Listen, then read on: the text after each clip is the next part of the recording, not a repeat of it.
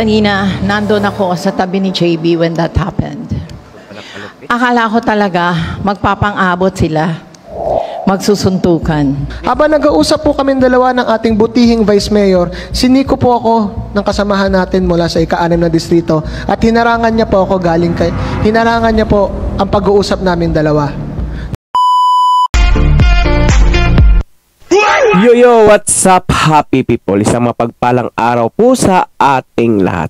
For today's video mga kuis, mga gayas, ganito po kalupit yung kapatid ni Mayora Hani Lacona.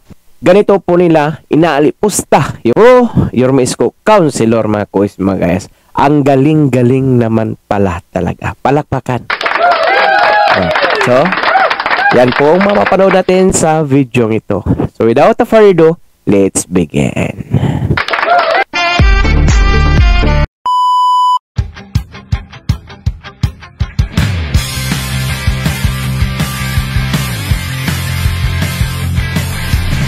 Nakakapagod na ang ating sinapit, malit at pusin na.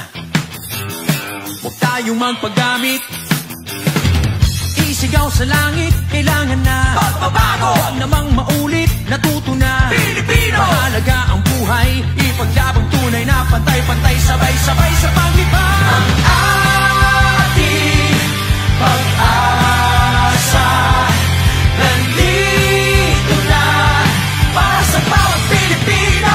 Ikaw ang nais ko, kapit ka, nandito na ang laban niya para sa bawat Pilipino.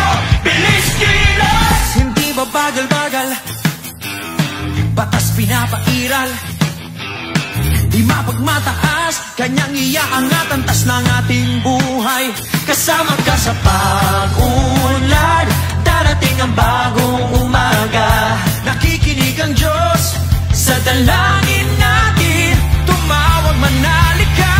Ang ating pag-asa nandito na para sa bawat Pilipino. Ikaw ang nais ko, kapit ka, nandito na ang laban niya para sa bawat Pilipino. Bilis kilos, ating pag-asa nandito na para sa bawat Pilipino. Ikaw ang nais ko, kapit ka, nandito na ang laban niya para sa bawat Pilipino. Bilis kilos. Pagpalain kayo ng buong may kapal. Manila, God first. Kanina, nandun ako sa tabi ni JB when that happened. Akala ko talaga magpapang-abot sila, magsusuntukan. Habang nag-uusap po kami dalawa ng ating butihing Vice Mayor, siniko po ako ng kasamahan natin mula sa ika-6 na distrito at hinarangan niya po ako hinarangan niya po ang pag-uusap namin dalawa. Nung kinumpronta ko po ang butihing konsehal mula sa ika-6 na distrito na si Philip Lacuna, inambahan niya po ako at tinisindak-sindak. Nakakalungkot, sinasabi nyo, ang 12 City Council, apolitical, hiwalay tayo dito, magkakasama tayo, magkakapatid tayo. Pero nung nakita nyo kanina na yung kapwa nyo kapatid ng inap kahit kitang-kita nyo full view, wala namang hindi nakakita nun Magbubulag-bulagan kayo, taas ng kamay na no. I'm very disappointed with everyone here. Your Honor, kanina po kasi habang tayo po'y nagkakaroon dito ng kaguluhan ng konte or debate, ako po ay nakikita ko po nagpupulong-pulong po sa harapan po nito. Ako po'y lumapit sa may harapan at nagulat na lamang po ako, Your Honor. Meron pong nagsabi po sa akin ng hindi po magandang pananalita. Your Honor, 16 na taon na po akong konsehal mula po ng 8, 9, 10, 11, 10, 12 City Council. Ako po'y nasasaktan dahil first time lang po nangyari po sa akin yun. Nandito po sa loob ng session hall. Your Honor, kung mamarapati yung sasabihin ko po yung sinabi niya po sa akin.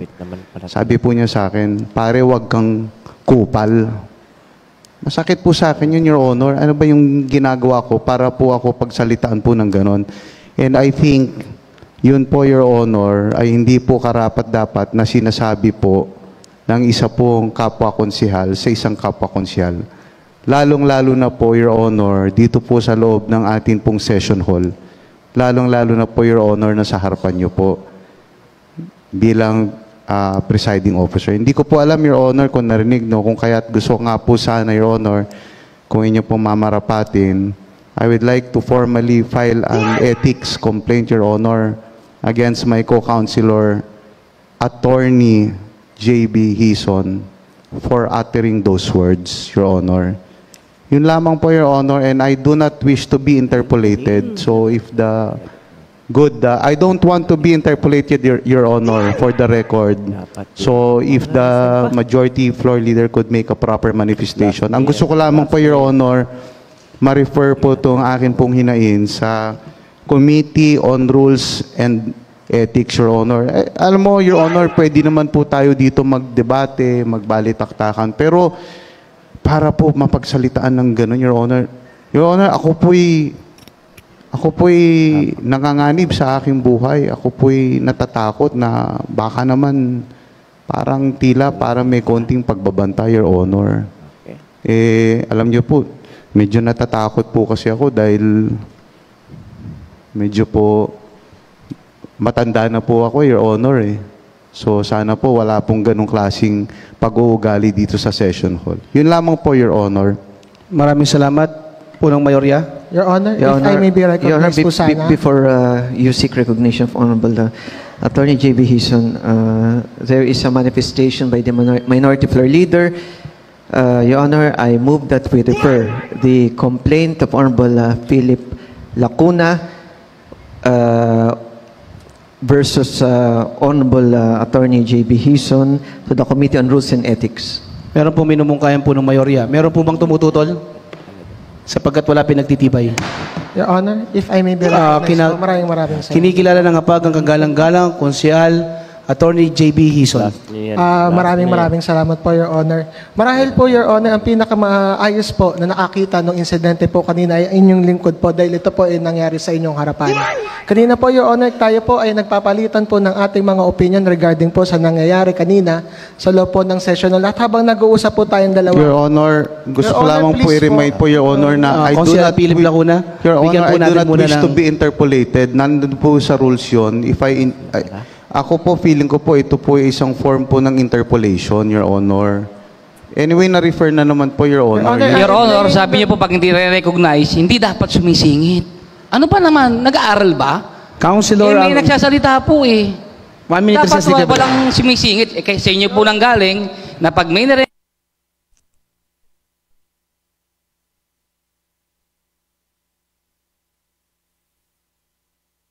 Your Honor, if I may exercise my personal and collective privilege Kinikilala ng po. hapag ang kagalang-galang, Konsehal, Attorney J.B. Hison.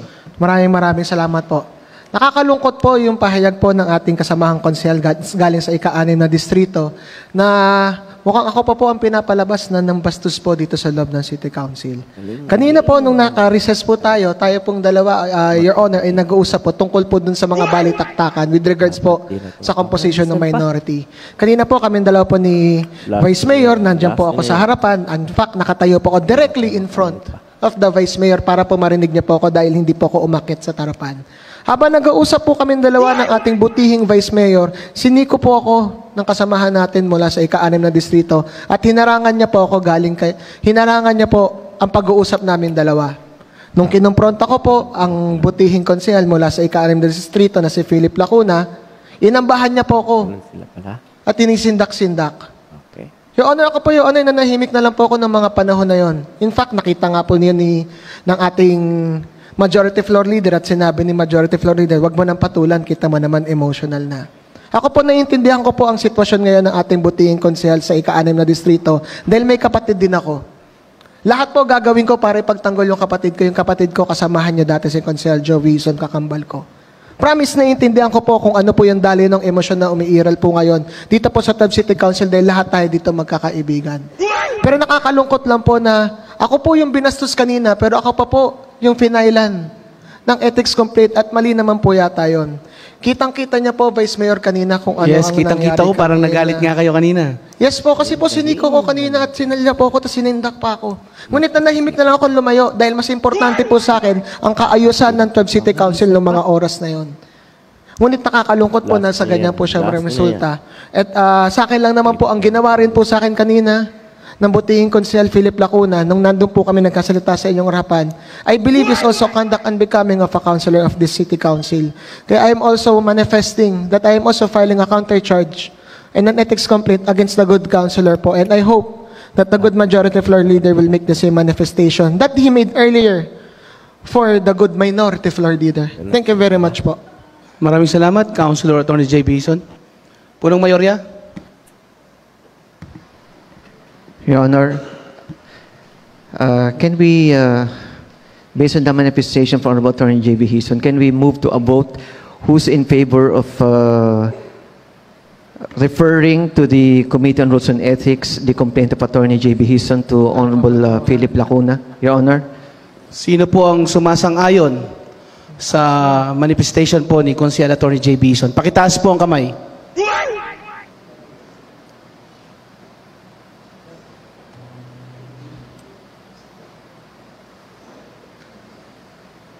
Seven.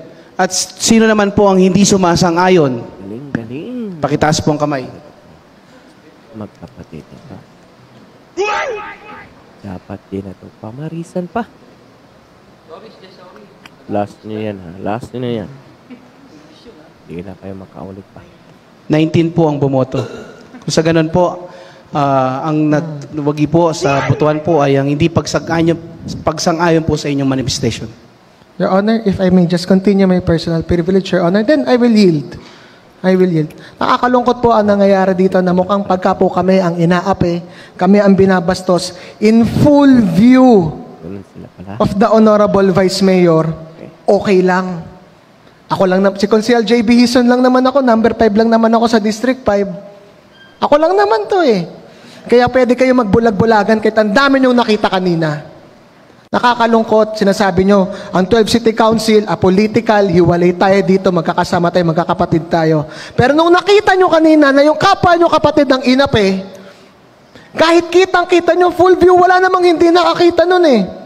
Magbubulag-bulagan kayo, taas ng kamay na no. I'm very disappointed with everyone here. Maraming salamat, Councilor Attorney J. Bison. Kaya, mga kasama, dapat lang talaga maging relax lang po tayo. Huwag tayo magiging mainitin ng ulo. Galing. At masakit lang na makita ko kayong mga kasama ko dito na ganito. Dapat din na ito pamarisan pa. Attorney J. Bison, lagi ka lang Last cool. nyo yan, ha? Relax Last ka nyo lang. yan. Hindi na kayo makaulit pa. Kulang tayo lahat. Vice Mayor, I'm very sorry po, Vice Mayor. Hindi po ako nagsimula kanina, Vice Mayor. This was in full view of Yes. the Honorable At Presiding kitang-kita ko din po Officer. yun, Konsehal Attorney J. Yes Bison. po. Kitang-kita Sana ko po, po kung Vice paano Mayor, kayo, ang bilis nyo pong nag-init ng ulo kanina. Vice Mayor, nakita niyo naman din po kung paano ko siniko ng ating kasamahan.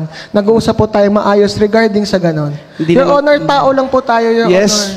Sana naman po, Your Naunawaan Honor, ko po kayo. tinatrato po. Tapos, Your Honor, I'm very sorry na lang po. I also take exception to dun sa mga parating po ng good counselor natin from 6th District na natatakot daw po siya sa akin. Your Honor, number 5 lang ako sa distrito ko. Wala naman po Wala dapat po akong katakutan kapatid niya dito. sa politika, mag-isa ko. Yung humahamon po sa akin, kapatid ng Mayora, sino mas nakakatakot sa aming dalawa? Nakita niyo nga po eh, kaya akong sindak-sindakin lang kanina eh. Kaya akong amba-ambahan. Ganun ako kawalang kapangyarihan dito sa City Council. Kahit nakitang inapay ako, nagtataas ng kamay, sinasabi lang nila, JB, sorry ah. Yan ba yung kinakatakutan na konsehal? Basta lagi ka nang relax. Yes, Your Honor. Your Honor, 1 minute I promise I will recess, speak, declare by the Your chair. Honor, here. Yes. Lahat po tayo pantay na konsehal, kahit kaninong anong pangalan mo pa. Pamarisan pa. Hindi naman pwedeng mayroon, pwedeng mang-ape. Last nyo Walang yan. nang Tapos dapat yung walang inape, mga hindi pwedeng magsalita, walang karapatan. Your Honor, pinakita nyo lahat dito is a grave injustice. May pinastos na konsehal dyan sa harapan. Yung pinastos pa na konsehal, yung kinasuhan. Anong klase to? Nakita nyo naman lahat eh. May mga sarili kayong pag-iisip. Wait naman pala. Please think before you vote. May mga sarili kayong pag-iisip, may mga sarili kayong mga mata. Pero pag may nakikita kayong ginagawa sa kapwa nyo konsehal, bigla kayong nabulag. Hinahangaan ko kayong lahat dito. Isa ako sa mga bago rito. Hinahangaan ko kayong lahat. Nalulungkot ako sa ginagawa nyo. Nakakalungkot talaga. Councilor Atty. JB, kanina nakikita ko kayong dalawa dito. Si Councilor Philip Lacuna nakangiti lang. Ikaw yung nainis ng konti. Pero di ko narinig yung sinabi mong kupal. Kasi may kumausap po sa akin dito kanina. Akala ko naman okay lang naman kayo. Your Honor, siniko po niya ako kanina. Nakaganyan po ko, Your Honor, sa podium. Nakaharap ako sa inyo kasi po maliit lang ang inyong lingkod. Ginanyan niya po ako kanina tapos hinarangan niya po ako. Parang di ko naman nakita yung ganong May video naman po yan, Your Honor, sigurado sa mga taas. Sige. Your Honor. Tingnan Please, natin. Your Honor. Tapos hindi nyo rin nakita po na inambahan ako kanina ng suntok. Pero nanahimik ako dahil naiintindihan Pero recess tayo ko sila. Naka-recess tayo. Ayan, last. Naka-recess tayo. Sige na kayo makaulit pa. Okay? O basta, cool lang tayo lagi. Sa'yo ko rin sinasabi. Bilang ama mo dito. Bilang ama. Okay. Your Honor, I have the utmost respect for you. And I will just yield po because kayo na po nag-request, Your Honor. I will yield. I promise I will yield. But sana po, Your Honor, yung batas para sa akin, batas din po para sa lahat. Okay. Yun na lang po, Your Honor. I will yield. Thank you very much po for indulging me on this. Thank you very much po. Okay. So, Uson is recognized.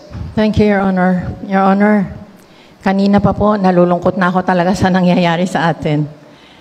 Sabi nyo, dapat kulang tayo. True. I really try to keep my cool, Your Honor. Pero minsan, hindi natin masasabi talaga. Kapag tinatapak-tapakan na yung karapatan ng isang tao, talagang papalag at papalag, Your Honor. Hindi mo talaga masasabi. Ngayon, kanina, nandun ako sa tabi ni JB when that happened. Akala ko talaga, magpapang-abot sila, magsusuntukan. Tinanong ko si JB kung sinabi ba niya yung word kasi hindi ko talaga narinig yung sinabi. Pero inamin niya, sinabi niya. Kasi nakita ko nung madunggol siya. May humatak lang kay kagalang-galang Konsehal Philip Lacuna. Kaya hindi sila nagpang-abot, Your Honor. Ang ibig kong sabihin, Your Honor, sana naman, even if you have the numbers, Your Honor, sana po, tingnan nyo na rin naman kami kahit paano. Yun lang po, Your Honor. Thank you. Ngayon lang po ako magsusumbong sa iyo bilang ama ng konseho. Your Honor, ang tanging adhikain, ang adhikain lang ng mga minority ngayon ay mapakinggan ang paliwanag kung bakit hindi sila naimbitahan noong nagawa ng sesyon. Yun lamang po, walang paliwanag eh. Sinasabi calamity, the more na kailangan ang bawat isa sa amin na nandoon ng ang tinatalakay ay calamity. Pero ito'y nasamahan ng paghihiwalay ng committee. Wala po sa kanila. Aminado po sila. Natatanggalin ang mga chairmanship ng bawat committee. Tanggap po yun. At tanggap ng bawat isa. Marinig lamang po at sana sa susunod ay maipaliwanag ito nang hindi na tayo ganito. At nakakahiya po sa mga manonood at sa ibang sumusubaybay na sana po ay matapos na ito at maipaliwanag sa kanila na ganito ang nangyari. Kung ako po ay gagawa ng isang pelikula na satiriko, isang satire, ilalagay ko po at isasalarawan ko po ang sesyon na nangyari ay ginawa sa ilalim ng tulay. So sana po ay hindi ganoon mangyari. At sana sa susunod po nawala na ito at malinaw sa isipan at damdamin ng bawat isa na kayo po ay tapusin na natin itong ganitong lahat po tayo makakampi. Lahat po tayo ay para sa ikagaganda at ikaunlad ng mga mamayang Manileño. Maraming salamat po. Thank you po. So, ganun po sila kalupit po. Ganun po nila tinatrato pala ang mga pro Yorme Isko na mga councilor, mga Kuis Magayas, no? Grabe, napakagaling palakpakan po. Ayan. So ngayon, listado na kung ano po yung kanilang mga pag-uugali, mga gayas, no? Ayan, so, klarong-klaro, clearly na pamumulitika po yung mga ginagawa nila o panggigipit dyan sa may councilor, City Council ng Manila City, mga kuis, mga gayas, no? Ano po ang iyong mga komento, reaksyon ukol po sa videong ito? Marami pong nagsasabi, last nyo na yan, ha? Di na kayo makakaulit pa. Kasi ganun po sila kadesperado at kagaling na mangbuli sa mga team Yorme Isko Moreno. Palakpakan po. At bago po tayo magtatapos mga kuis, mga gayas, may love shout out to Ma'am Milceno dahil malapit na po yung kanilang malapit na po yung feeding program po na pinangunahan po ni Ma'am Milcy po. Nagaganapin po dyan sa may Tondo, Manila, mga kuis, mga gayas. No? Yan po, no? So talagang kahit sa ganyang kaparaanan mga kuis, mga gayas, so talagang yung adhikain o ligasiya, advokasya talaga ng tao na yung tumulong ba, no? Tumulong sa ating mga kapwa. Talagang maraming salamat po, Ma'am Melcy, no? At saka yung katuwang po niya dyan sa may Manila na si Ma'am Rochelle o Balitang Katotohanan TV. Ayan, pag-isuporta po ng kanilang mga YouTube channel. Ayan. Dahil alam ko magtuloy-tuloy na po yung adhikain na yan, yung feeding program na pinangunahan po ni Ma'am Melcy. Ayan. Especially po nagagawin po dyan sa may City of Manila. So, this coming September, dyan po sa may Tondo gagawin. May love shout out sa Ma'am. Mabuhay ka. Ipagpatuloy mo lang yan. At nandito lang po kami nakasuporta po sa maganda nyong adhikain. Ayan. At balita pa nga po natin ay talagang magpapagawa po ng billboard. Yan si Ma'am Melcy, no? Yan sa may Manila with Yorme Isko, Anchi at Chinsa. Ayan. Pakisuporta po ng kanilang mga YouTube channel at lagi po silang nag-iilis. Ayan po. Dahil umabot po kayo sa dulo ng ating video, may karapatan po kayo mag-like, share, and subscribe. So for now, I'm God. Pagpalain kayo ng buong may kapal. Manila! God first! Our hearts beat to the city streets. We began to feel the fire.